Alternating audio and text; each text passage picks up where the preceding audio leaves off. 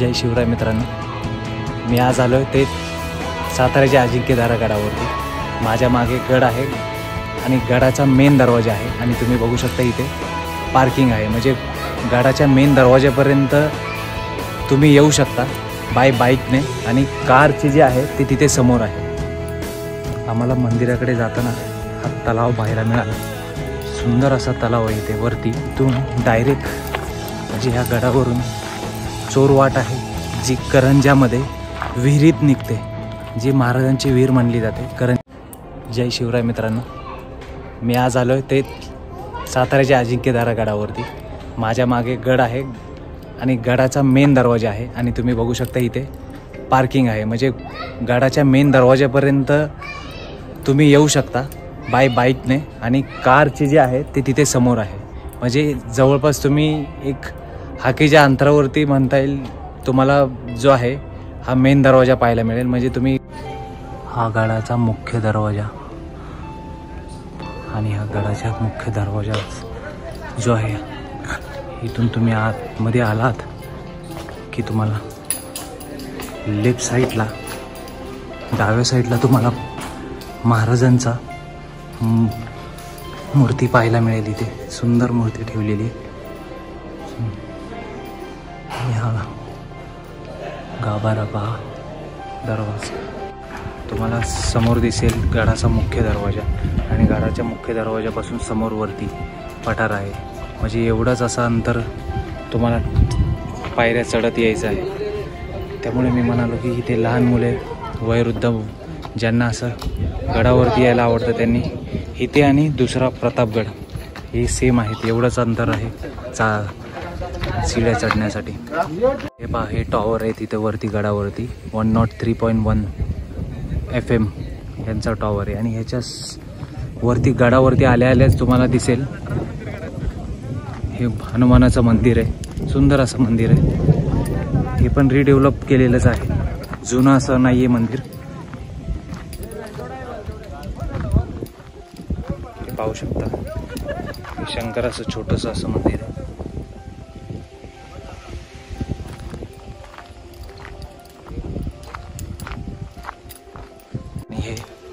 आणि हे हनुमानाचं मंदिर समोर दिसतंय, सुंदर। तुम्ही मारुतीच्या मागे मंदिर पाहिलं, त्या मारुतीच्या मंदिरापासून वरती यायचं आहे। तुम्ही वरती आलात की तुम्हाला किल्ले अजिंक्यतारा श्री मंगळा देवी मंदिराचं कमान दिसेल। इथून तुम्हाला मंदिरासाठी इथून पण जायला आहे आणि इथून पण तुम्ही जाऊ शकता। हे जे समोर तुम्हाला दिसतंय हे धान्याचं कोठार होतं। धान्याचं कोठार यासाठी होतं की हा मराठेशाहीचा चौथा राजधानी होती, ही चौथी राजधानी।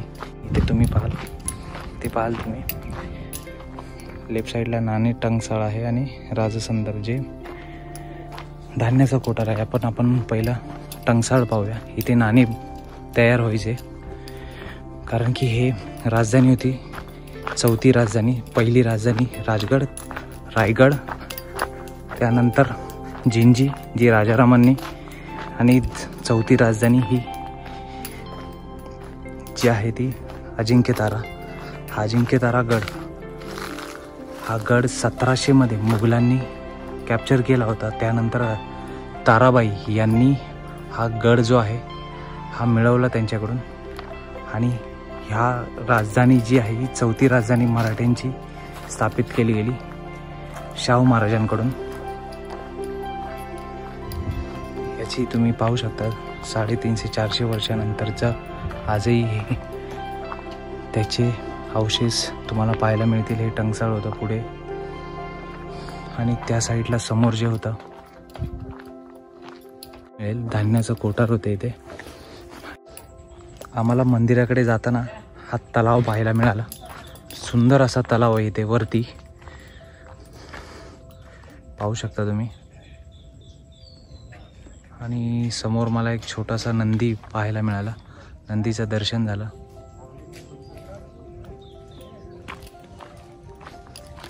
तुम्ही पाहू शकता समोर नंदी आहे, नंदी समोर आहे, तर कदाचित मला वाटते की ह्या पाण्यामध्ये आज शिवलिंग असेल। तुम्हाला हे समोर पाहायला मिळेल मंगळादेवीचं मंदिर। हे आत्ता बांधलेलं आहे सध्या. ते पडलेलं होतं जुनं मंदिर.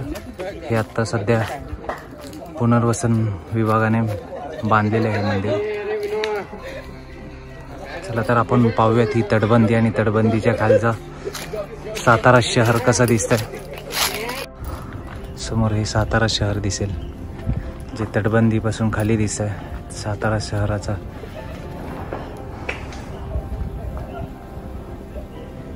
सुंदर असं शहर डोंगराच्या खाली वसलेलं. आणि तुम्हाला मी अजून एक दाखवतो इथून जे अजिंक्य तारा गडावरून पण खाली दिसेल आणि खालून वरती दिसेल. जे असं 4 भिंती जिथून महाराज तुम्हाला दिसेल. 4 भिंती आहेत तिथेही आपण जाणार आहोत. तुम्हाला अजून एक वैशिष्ट्य सांगू इच्छितो. इथे मागे शहर दिसतंय तुम्हाला. ह्या शहरात म्हणजे एक सांगितलं ऐकलं जातं इथल्या गावकऱ्यांचं म्हणणं आहे की इथून डायरेक्ट म्हणजे ह्या गडावरून चोरवाट आहे जी करंजामध्ये विहिरीत निघते. जी महाराजांची विहीर म्हणली जाते करंजामध्ये. म्हणजे तुम्ही पाहू शकता दिव्यदृष्टी महाराजांची. जर हल्ला झालाच तर डायरेक्ट त्या चोरवाटेने जे आहे ते विहिरीकडे निघतो रस्ता. असे अनेक किल्ल्यांवरती आहेच पण या किल्ल्यातलं वैशिष्ट्य जे करंजामध्ये निघतो. आणि मागे बोर्ड पाहू शकता अजिंक्य ताराचा. मोर जो दिसतो डोंगर तो यवतेश्वर डोंगर आहे. आणि त्याच्या मागे कास पठार होतं जे मागच्या ब्लॉकमध्ये मी कव्हर केलं होतं जे युनेस्को वर्ल्ड हेरिटेज आहे. चला तर मित्रांनो दर्शन झालं. आता आम्ही परतीच्या वाटेवरती. परतीची वाट पाहाल तर ही सुंदर आहे. ही तटबंदीला लागून आहे ही पूर्ण वाट परत मारुतीच्या मंदिरापर्यंत. की आम्ही ह्या वाटेने परतीच्या वाटेने ह्या तटबंदीच्या बाजूने चाललो आहे. तुम्हाला हे सुंदर दृश्य आजूबाजूचा पाहायला मिळेल. आणि वाट पहा तुम्ही. ही तटबंदी आहे आणि इथूनच तटबंदीच्याच बाजूने वाट आहे. येताना मला हे झाड दिसलं. हे जवळजवळ मला वाटतं की 100-150 वर्षापूर्वीचं झाड असेल. पाहू शकता हे. हा तर रात्रीच्या अंधारात तर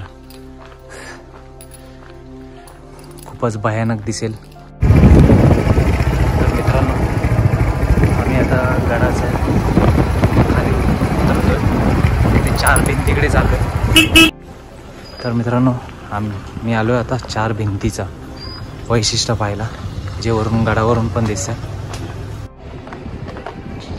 4 भिंतीचा एंट्री पॉईंट आहे. पुढे 4 भिंती आहेत ते आपण पाहणार आहोत. पाहू शकता तुम्ही समोर 4 भिंती आहेत.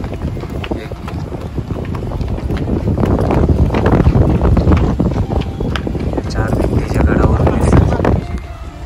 समोर तुम्हाला अजिंक्य तारागड दिसेल.